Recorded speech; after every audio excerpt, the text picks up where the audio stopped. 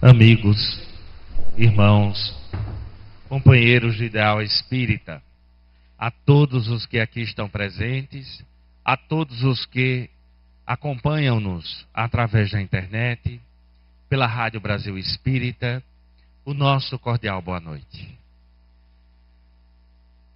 Não temos plena consciência de nossa vontade e de nossos sentimentos. No início do século XX, foi descortinado pelo mestre Freud os aparelhos psíquicos na época, a despeito da analogia, assim como nós temos um aparelho digestivo, um aparelho auditivo, uma capacidade de processamento cerebral, nossas emoções teriam também um corpo e um aparelho. Nós ignoramos quase todas as razões pelas quais sentimos. Os sentimentos são ignorados. Eles simplesmente vêm e afloram. É o chamado inconsciente. E uma ideia fascinante e perturbadora ao mesmo tempo ganhou-nos a atenção. A de que nós não conhecemos a nós mesmos. A de que grande parte dos nossos sentimentos não é conhecida no campo consciente. E de que afloram em nós forças das quais jamais desconfiamos. Que são capazes de nos levar a movimentos os mais luminíferos e os mais lamentáveis. Que são capazes de erguer a nossa paz ou nos atirar em profundas e dolorosas experiências. Esse inconsciente é de um tamanho enorme. Por analogia, poderíamos dizer que parece-se com a ponta de um iceberg o consciente. Somente cerca de 20% do volume de um iceberg emerge. E imerso estarão os outros 80%. Ou 4/5. Assim, a nossa vida, dos nossos sentimentos, conhecemos ou temos consciência de muito pouco deles, sendo a sua grande maioria totalmente ignorado. Sentimos e não sabemos por que sentimos. Dentre os sentimentos, o mais louvado, o mais citado é sempre o amor. Sempre citamos, exoramos, desejamos ou atestamos amar. Mas a maneira dos sentimentos, o processo de amor, também é o nosso desconhecido. Assim, meus amigos, na noite de hoje, eu os convido a uma reflexão. E por paradoxal que seja, nós vamos começando a discutir sobre o amor, sob uma ótica diferente. O amor, o que não é. Porque isso nós conhecemos bem. O que não pode ser, nós o conhecemos. Uma das grandes confusões que se faz é entre o amor e um dos sentimentos mais primitivos, a paixão. O desejo ardente de se ter. Nesse sentido, para alguns, quando nós citamos a palavra amor, a criatura fecha os olhos e imagina o sol se pondo na praia de Pajuçara. Aqueles que nos ouvem em outros lugares provavelmente não têm dimensão de como é bela a enseada da praia de Pajuçara no pôr do sol. É um clima romântico, um movimento nascido e entronizando que se chamava amor. Se nós perguntarmos ao romântico se ele ama, ele dirá que sim. E possivelmente terá uma visão da praia de Pajuçara com o sol se pondo, a pessoa amada em seu colo. E então, minha bela amiga, ele lhe toma nos braços, declina, e a senhora se derrete a manteiga ao sol de Maceió. E então ele olha com olhar vítreo e diz: eu te amo. A senhora se liquefez por completo, porque as mulheres são seres dadas ao amor e à sensação de amar. E então vem a sentença que desmascara tudo. É quando ele diz assim: eu te amo, eu faria qualquer coisa por você. Se você escutar isso, minha amiga, abandone, porque é um psicopata. Amor não é fazer tudo pelo outro ou qualquer coisa pelo outro sem nenhum escrúpulo. O único sentimento que é capaz de nos levar a isso é a paixão. E o indivíduo apaixonado tem a seu lado um verdadeiro mecanismo neuroquímico que o torna incapaz de raciocinar. É interessante. Se eu tomar o sangue de alguém apaixonado, vou encontrar níveis de dopamina, de endorfina, alguns dos neurotransmissores da sensação de recompensa e de prazer, muito semelhantes aos de alguém que cheirou cocaína ou inalou crack. É difícil dizer se o indivíduo está sob efeito de droga ou se o indivíduo está apaixonado. Daí a criatura apaixonada ser facilmente reconhecível. É aquela que anda de cara para cima. É um sentimento tão belo que desperta em nós a inveja. Muitas vezes a gente olha, o que é que você tem hoje? Viu o passarinho verde? Está de cara para cima e está mesmo. Lamentavelmente, a paixão tem no Código Penal Brasileiro um código dedicado inteiro a ela. É chamada crime passional. O crime passional é aquele crime que é praticado em nome do amor, muitas vezes. Quantas vezes a criatura diz, eu te amo, enquanto mata, enquanto bate, enquanto persegue. Então, acreditamos que a visão ingênua deve ser levada de fora. Amor certamente não é paixão. A natureza tem lá suas estratégias. A paixão oblitera os sentidos e aproxima aqueles que naturalmente não se aproximariam jamais. Mas não podemos dizer que paixão é amor. É impossível. Então, onde vamos buscar esse conceito? Eu os convido a um conceito de Sócrates e Platão. No livro O Banquete. Em O Banquete, os discípulos de Sócrates resolvem lhe dar uma homenagem. Essa homenagem seria em razão do sucesso em uma batalha terrível. Ao convite, nós acompanhamos Sócrates no início do livro, narrando a sua ida. Ele vai por ruas estreitas, encontra um companheiro e então imediatamente convida o companheiro para o banquete que seria dado. É uma mania grega que provavelmente nós brasileiros conhecemos bem. No Brasil, quem é convidado tem direito a levar quem quiser. É uma desgraça, mas é uma desgraça nossa. Nós fazemos com o convite dos outros o que a gente quiser. Convidou para nossa casa, você tem o direito a levar quem você quiser, não vai ser surpresa. De forma análoga, Sócrates levou o seu convidado, que não era esperado, mas era conhecido da casa. Chegaram, contavam-se em 13 com aquele que não era esperado. Sentam-se em forma de semicírculo. Ao redor de liteiras, os banquetes eram dados não em mesas, mas em liteiras, porque as pessoas já comiam deitadas. Veja que maravilha. Já se comia, já se bebia deitado. Eu acho que os gregos e brasileiros têm muito em comum. Então, a certa altura, alguém propôs. O banquete é então homenagem, mas hoje vamos homenagear o amor. Todos os discursos da noite serão sobre o amor. Todos falaremos sobre ele.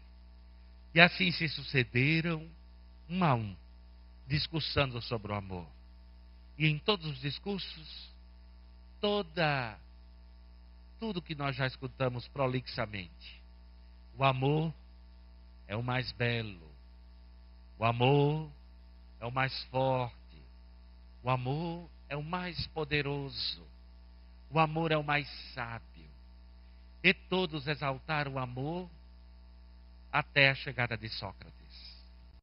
Quando ele toma a voz, pede desculpas a todos os presentes e diz lamentar ser ele o último a falar, porque todos falaram tão belamente, mas ele iria discordar de todos. E diante do susto, tomou a voz no seu estilo dialético e fez as seguintes propostas, as quais eu vou trazer para os amigos na noite de hoje. Quem ama, ama algo. Quem é pai de alguém. Quem é irmão de alguém. Quem é mãe de alguém, correto? E todos concordaram, é óbvio. Então, quem ama, ama algo. Ou seja, o amor tem um objeto, ou pode ter vários. Mas a relação de amor tem sempre um objeto, é objetal. Tem um sujeito e um objeto. Aquele que ama e aquilo que é amado. Então todos concordaram. De fato, quando amamos, amamos algo ou alguma coisa.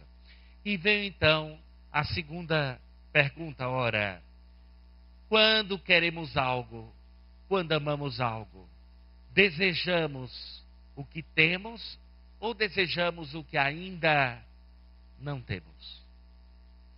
E todos então, intrigados, voltaram-se entre si e disseram, por certo, se desejamos algo que nos falta.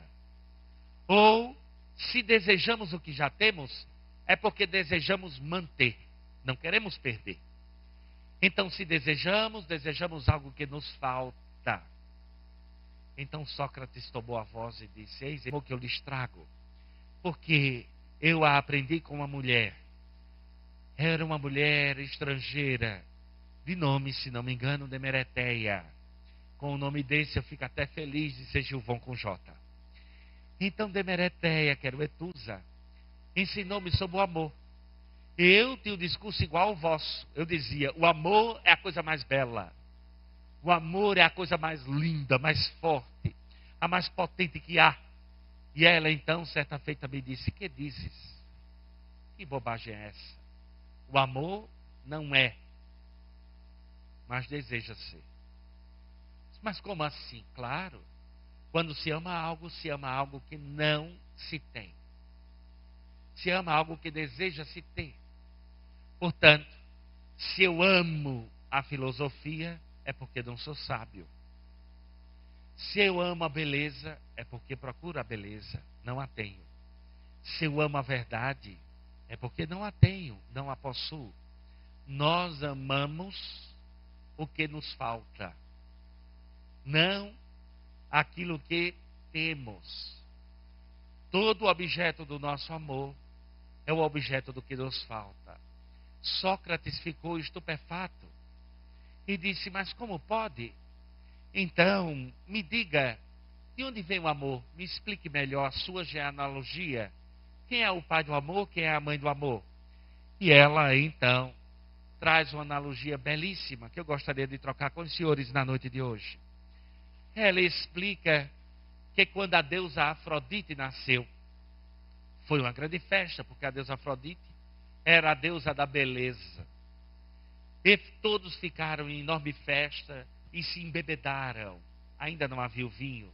Então os deuses beberam o néctar que produziu uma espécie de mel ou cachaça grega. Qualquer semelhança com o Brasil não é mera coincidência. Nas grandes festas todos se embriagavam.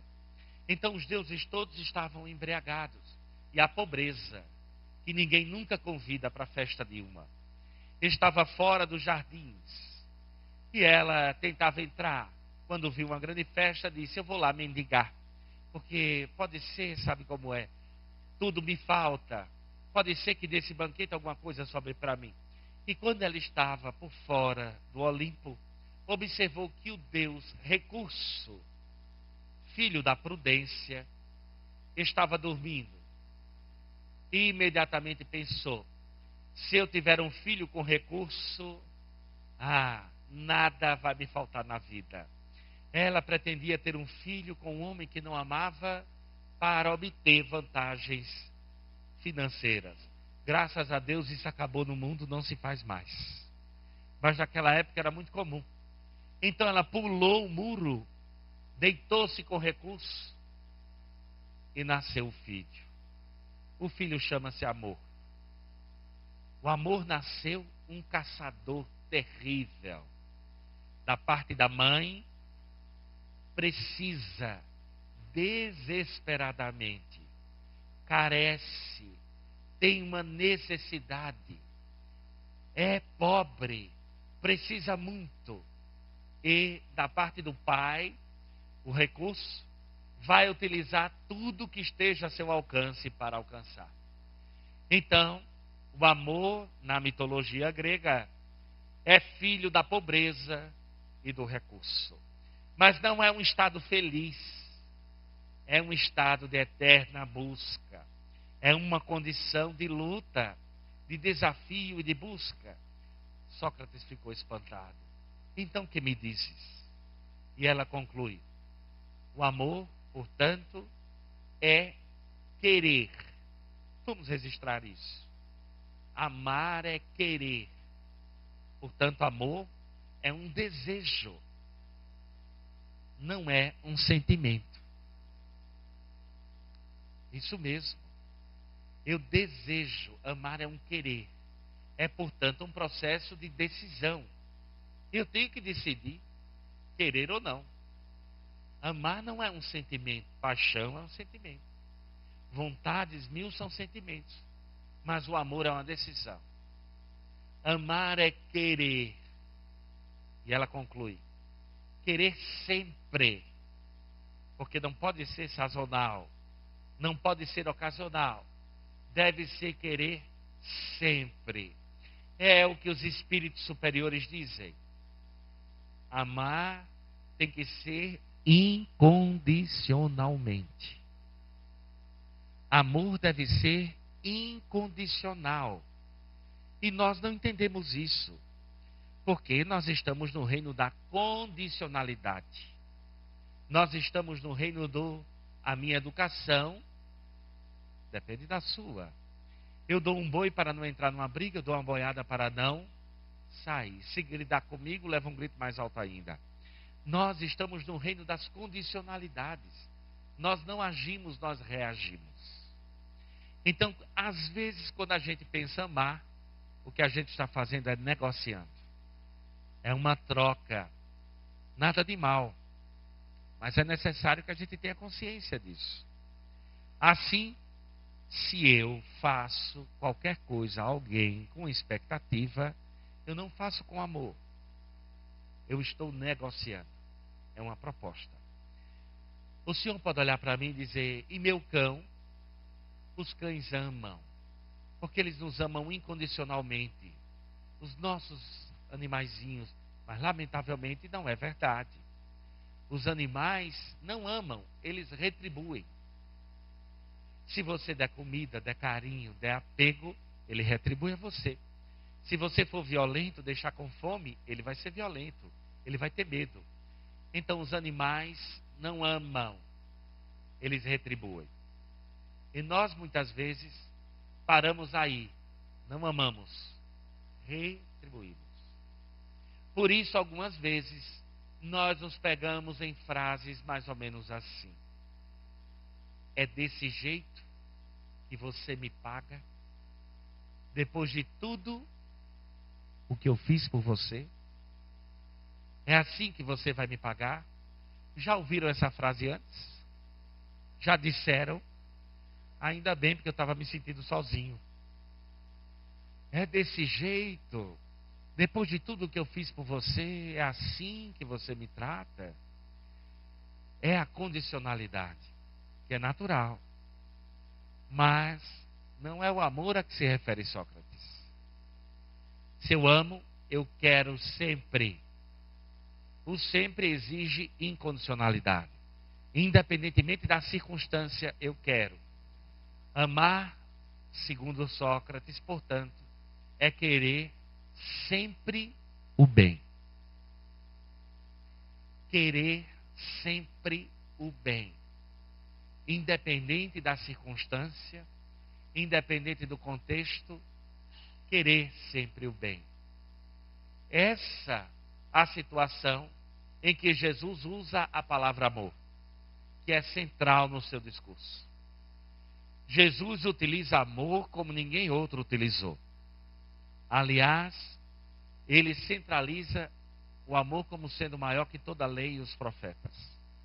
Então, para compreender o amor que Jesus propõe, é necessário entender o amor socrático. Porque as pessoas se apaixonavam por Jesus. Jesus era um ser absolutamente apaixonante. Imagine o carisma, a presença.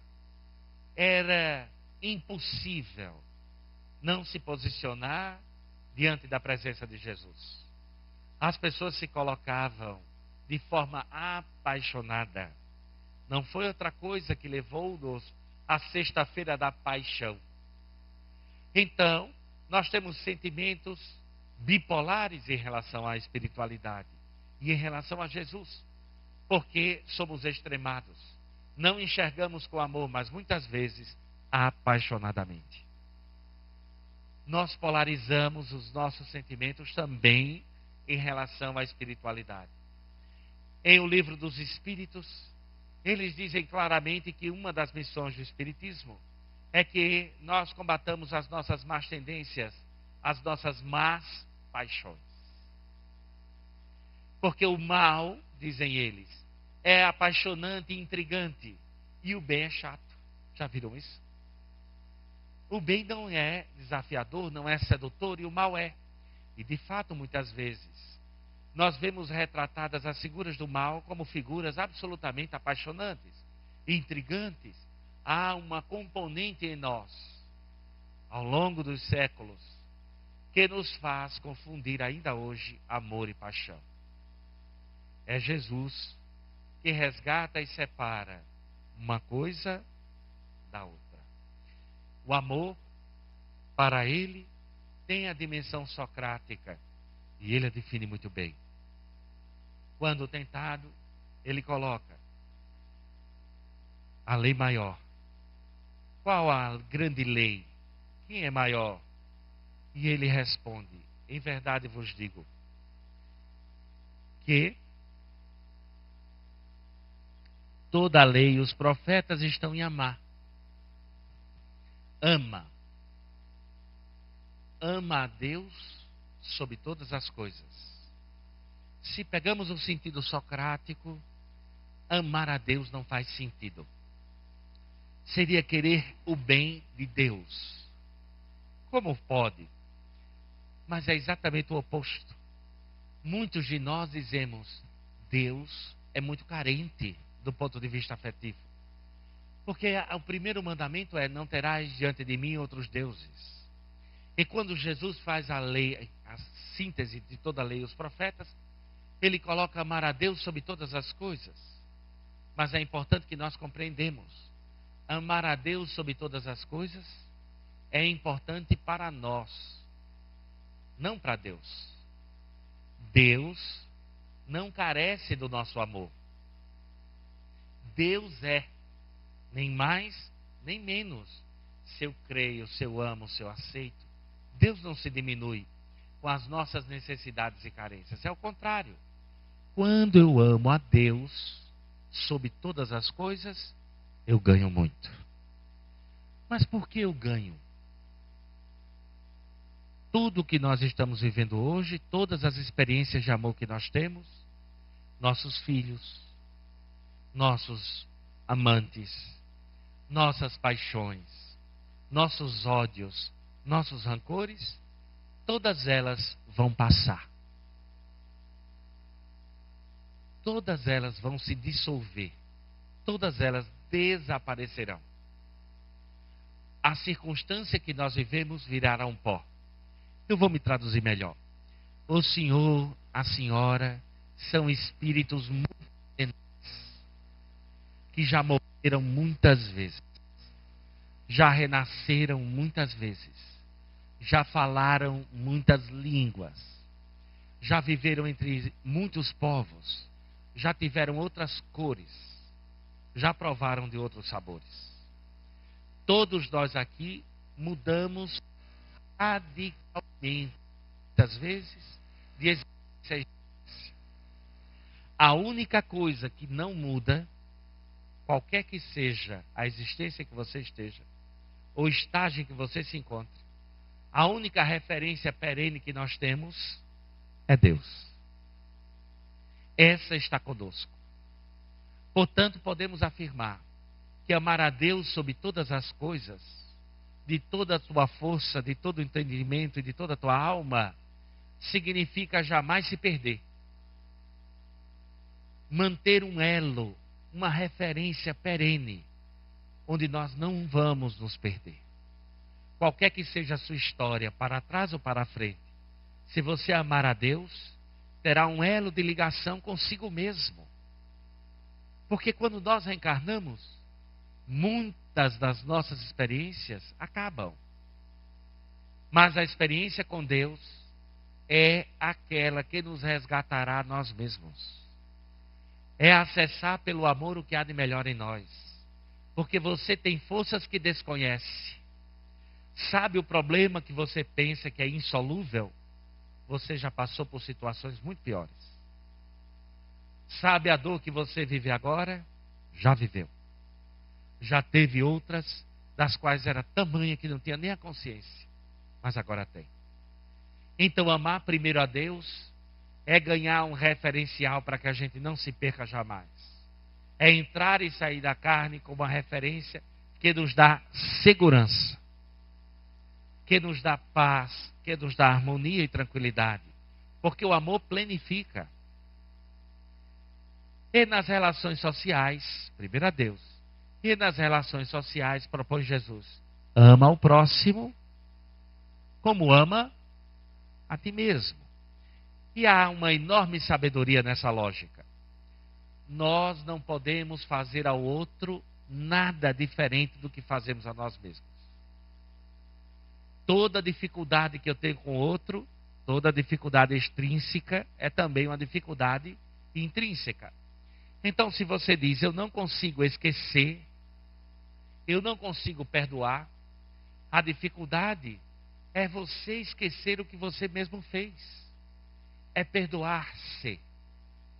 Porque nós só podemos fazer com o outro aquilo que nós somos capazes de fazer com a gente. Por isso Jesus propõe o alto amor. Assim como existe o alto perdão, a autoaceitação.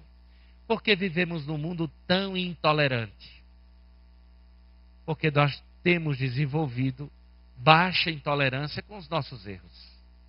Baixa tolerância com nós mesmos. Nós não estamos nos aceitando. Estamos nos tornando pessoas conflituadas. E às vezes levamos o conflito à doutrina espírita. É o discurso da autocomiseração. Quando a gente encontra o indivíduo e diz, como é que você está? Como é que é? Como é que está essa encarnação? E a pessoa, eu tenho tantos resgates. Olha, eu sou uma pessoa tão complicada. Eu não presto, porque para estar nascendo desse jeito eu não valho nada. E de fato as palavras indicam um conflito severo de você com você mesmo. Então o alto amor é essencial. Se eu não sou capaz de amar a mim mesmo, como é que eu vou amar aos outros? Se amar é uma decisão e não um sentimento como propõem os românticos.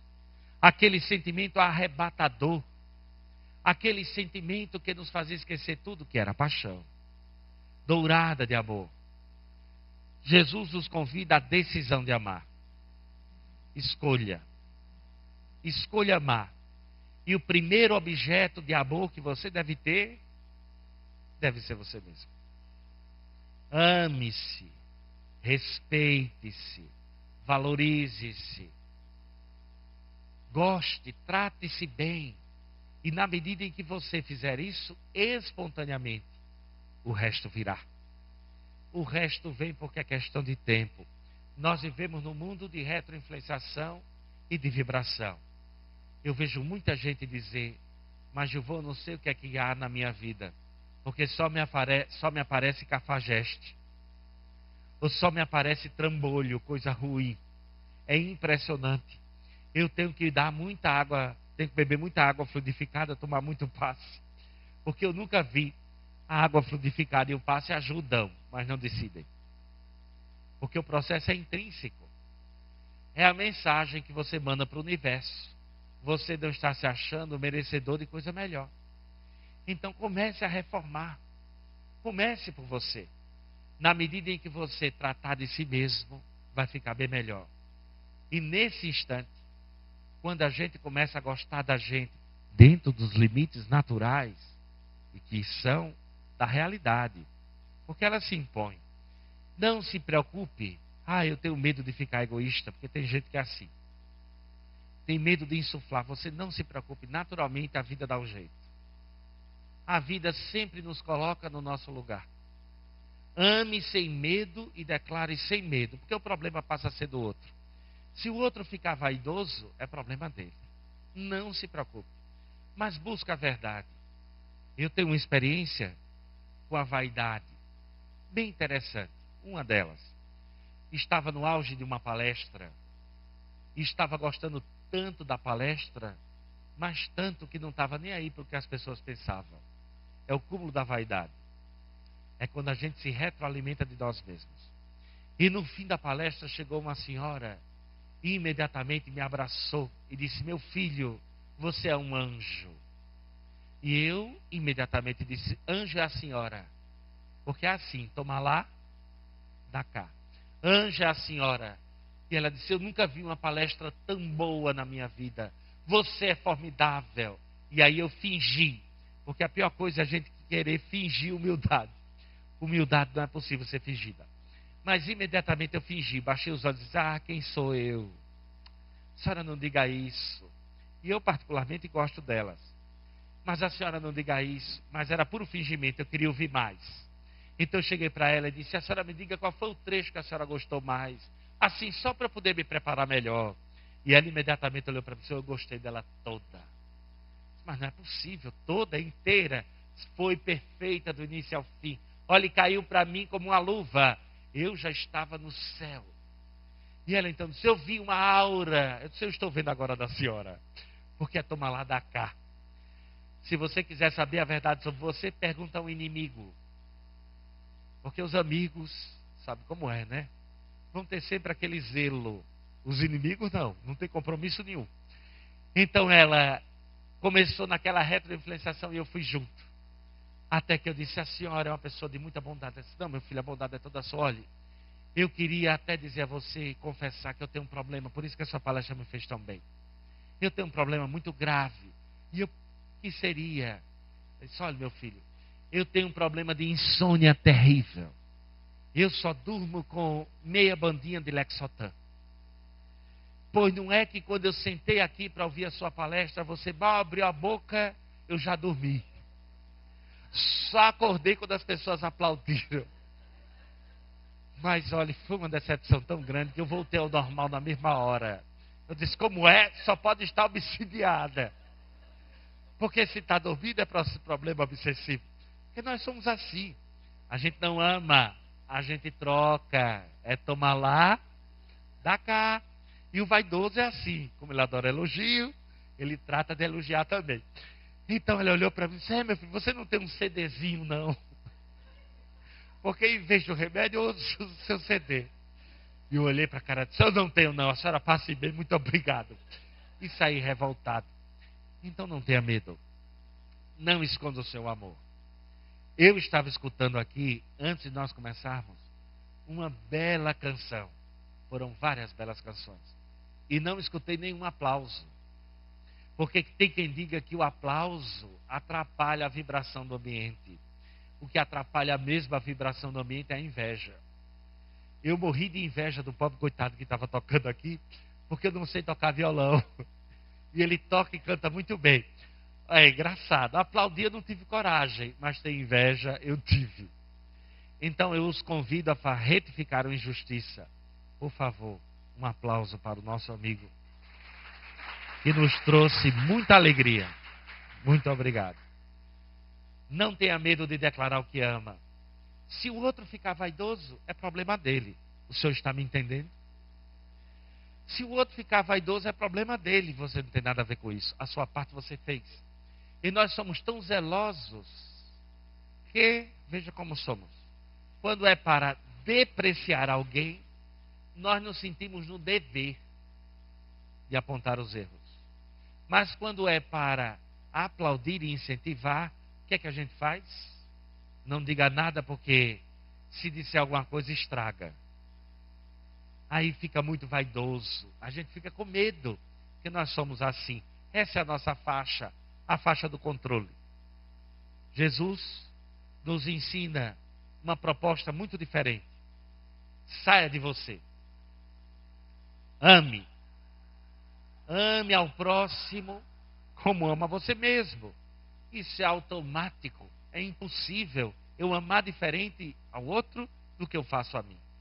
É absolutamente impossível. Eu só posso fazer ao outro aquilo que eu desejo para mim mesmo. Não tem jeito. É automático. Ele nos dá a consciência. E nós vamos encontrar um outro convite ao amor que é absolutamente fantástico. Em pleno século XII, num momento grave em que nós arregimentávamos cruzadas, pelo qual até hoje nós pagamos muito caro. Naquele momento grave da nossa história, no seio da então Igreja Católica, surge o iluminado da Úmbria, aquela região magnífica da Itália, o jovem Francesco, o príncipe que vai renunciar e vai nos dar uma das lições mais belas de amor, em uma oração que seria conhecida como a oração de São Francisco de Assis. Um dos mais belos tratados sobre o amor que se pode escrever. Eu os convido a relembrar conosco essa oração e a corrigir se eu falhar. Como é que ela começa? Lembram? Senhor, fazei-me instrumento. Mas instrumento do quê? De vossa paz. Senhor, fazei-me instrumento de vossa paz. Onde houver que eu leve, onde houver ofensa, onde houver discórdia, onde houver dúvida, então havia um convite. Ele como instrumento. Veja que bonito. Não sou eu, sou um instrumento. Onde havia dúvida, eu levo a fé. Onde havia o ódio, eu levo amor. Onde houver ofensa, eu levo o perdão. Veja que coisa linda. Se contrapondo a todos os movimentos que nós naturalmente fazemos. Não foi essa a nossa educação. Nós não aprendemos isso. O que é que nós aprendemos? Onde houver ódio, imponha-se. Se alguém falar grosso com você, fale mais grosso com ele. Mostre quem manda. É o oposto do que nós aprendemos. Então ele começa rogando a um senhor. A relação com o Senhor é uma relação hierárquica. E depois ele vem, ó mestre. E esse é o clímax. Ó mestre, o Senhor impõe. Se eu sou um instrumento, o Senhor impõe. Mas o mestre é alguém que eu procuro para que me ensine. Quando você diz que Deus é o meu Senhor, não diz nenhuma novidade. Mesmo que você nega ou não aceite, Ele continuará sendo. Mas para que Jesus seja seu mestre, é um processo de adesão. Você tem que aderir à proposta. Não é um impositivo. E as almas rebeldes sabem do que eu estou falando. A adesão para um rebelde é dificílima. Então, quando ele diz, ó mestre, fazei com que eu procure mais. Como é que é? Me ajudem aí. Consolar, que ser consolado. Compreender, que ser compreendido. Amar, que ser amado. Mas é uma loucura. Não é o que nós fazemos. Quantas vezes na vida a gente se diz, ninguém me entende. Ninguém me ama. Ninguém cuida de mim. Ninguém zela por mim. Nesse trecho, ele diz, fazei com que eu procure mais. Consolar, que ser consolado. Compreender, que ser compreendido. Amar, que ser amado. E justifica, faz-nos entender. Pois é dando que se recebe. Veja que lógica magnífica. Se você reclama que não é amado, não ama. Se você reclama que não é entendido, não entende. Se você reclama que ninguém transige com você, quem é o intransigente? Porque nós recebemos da vida o que damos a ela. Se você quer saber o que lhe falta dar à vida, escuta as suas reclamações. Ouça. Porque é dando que se recebe. É perdoando que se é perdoado. E é morrendo que se vive para a vida eterna. É um jogo de paradoxo. Se você quer ter, dê. Se quer amor, faça. Decida quem amar, quando amar e como amar. Queira o bem de forma espontânea. Comece objetivamente, porque ninguém pode enganar a Deus. Jesus era extremamente pragmático e objetivo em relação ao objeto do amor. Quando perguntaram a ele, quem é o próximo? Aquele falava tanto. Quem é o próximo? Ele refere-se, o próximo é o próximo mais próximo. Quem é o próximo mais próximo? Antes que você diga, é quem está sentado a meu lado nessa cadeira. Essa proximidade física, mas não é a proximidade emocional. Todos nós aqui temos a graça de receber um conceito novo de um psicólogo americano chamado Erickson, que se chama distância transacional. Veja você, ele mede a distância entre duas pessoas não a partir da fita métrica, mas a partir da troca de informação que há entre essas duas pessoas. É dessa maneira que você pode estar nessa sala, mas utilizando um aparelho formidável chamado WhatsApp. Já ouviram falar? É novo. Ninguém nunca ouviu falar disso. Mas com esse tal do WhatsApp a coisa ficou óbvia. Porque você pode estar aqui nessa sala e estar trocando emoções e informações com alguém do outro lado do mundo. Veja que coisa maravilhosa. Nós estamos trocando reciprocamente. O próximo mais próximo não é aquele que está, às vezes, de mão dadas. É aquele que está trocando conosco sentimentos. Trocando conosco informações. Porque o WhatsApp troca mensagens. Mas o Espírito troca cargas emocionais. Cargas psíquicas.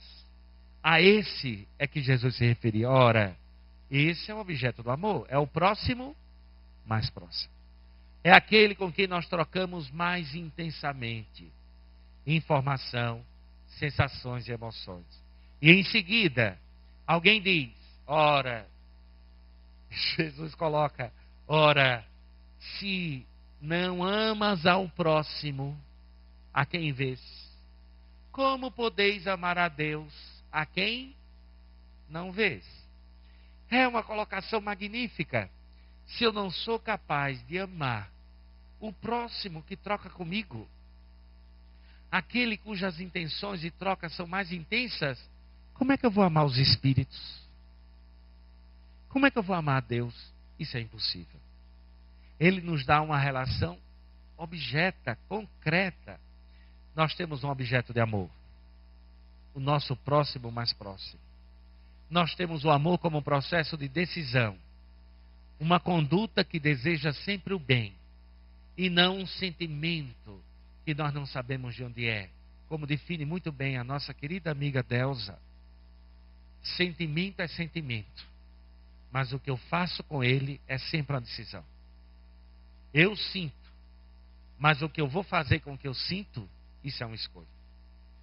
Você não pode fazer com o que eu sinto. É verdade. Mas o que você decide fazer com o que sente, aí é você. Sempre será. É um processo de decisão.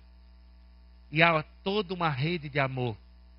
E de entidades que já nos amam. Já decidiram nos amar. Já nos escolheram como seus objetos de amor. Há toda uma rede. dentro desse processo inconsciente, porque às vezes nós focamos no lado ruim, no lado obscuro, mas há entidades que têm uma potencialidade de amor por nós infinita.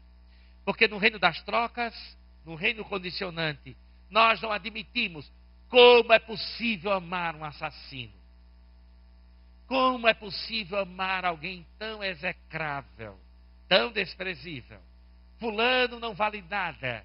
E a gente diz, se não for espírita, só matando.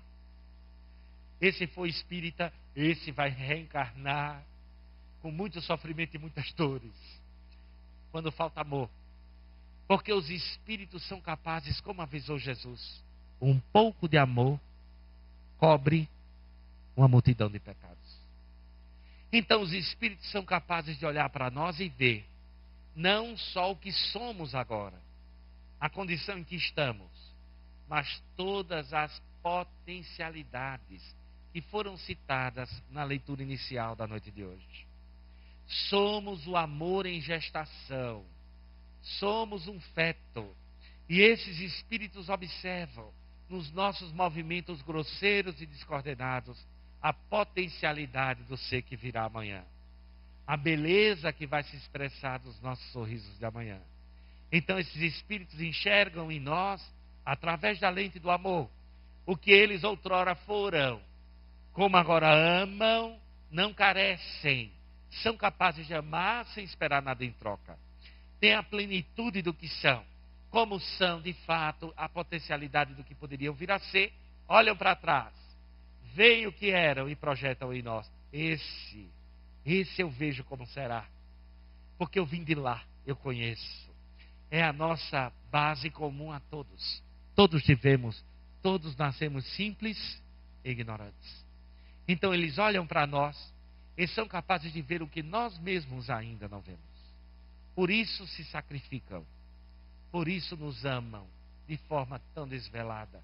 Não há ninguém na terra que possa testificar não ter conhecido o amor. Todos nós que conhecemos o amor sabemos que ele nasceu em algum ponto. Que nós reconhecemos, alguém nos amou. Alguém nos trouxe até aqui e sempre há uma figura doce que nos faz lembrá-lo. A eles que testificaram amor, os nossos próximos mais próximos. Aquelas pessoas que nos resgataram de muitas dores, porque nos amaram, nos alimentaram, nos cuidaram, alimentaram no sentido espiritual também. A todos esses que nos forneceram e nos proviram, nessa existência e outras, tanto amor, tanta coisa boa. A nossa gratidão já é um excelente começo. Que Deus nos ilumine e ampare. Muito obrigado, meus amigos.